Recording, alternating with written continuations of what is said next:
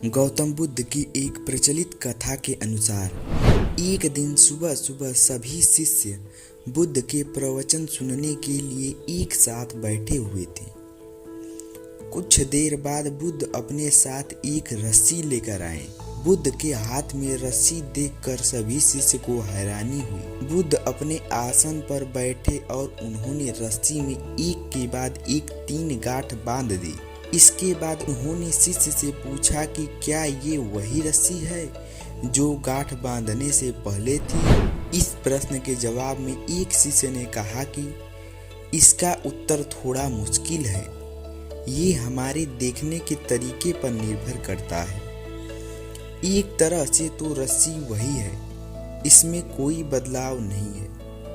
एक अन्य शिष्य ने कहा कि अब इसमें 3 गांठें लगी हुई हैं जो कि पहले रस्सी में नहीं थी, इसे बदला हुआ भी कह सकते हैं। कुछ शिष्यों ने कहा कि वास्तव में मूल रूप से रस्सी वही है, लेकिन बदली हुई दिख रही है, लेकिन इसका मूल स्वरूप बदला नहीं है। शिष्यों की बात सुनकर बुद्ध ने कहा कि आप सभी सही बोल रहे हैं, अब मैं इन गांठों को खोल देता हूँ।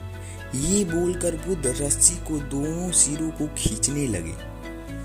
बुद्ध ने पूछा कि क्या इस प्रकार रस्सी की गांठें खुल जाएंगी? सभी शिष्यों ने कहा कि नहीं, ऐसा करने से गांठें और ज्यादा कस जाएंगी, इन्हें खोलना और मुश्किल हो जाएगा। बुद्ध ने कहा कि ठीक है, अब एक अंतिम प्रश्न, इन गांठों को खोलने के लिए हमें क्या करना होगा? शिष्यों ने कहा कि हमें इन गांठों को ध्यान से देखना होगा, जिससे हम जान सके कि इन्हें कैसे लगाया गया है।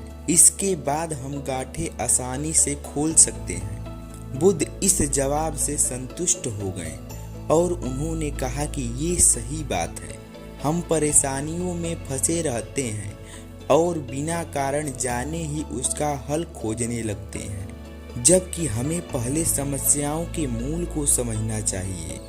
जब समस्याओं की वजह समझ आ जाएगी तो उन्हें सुलझाना बहुत ही आसान हो सकता है।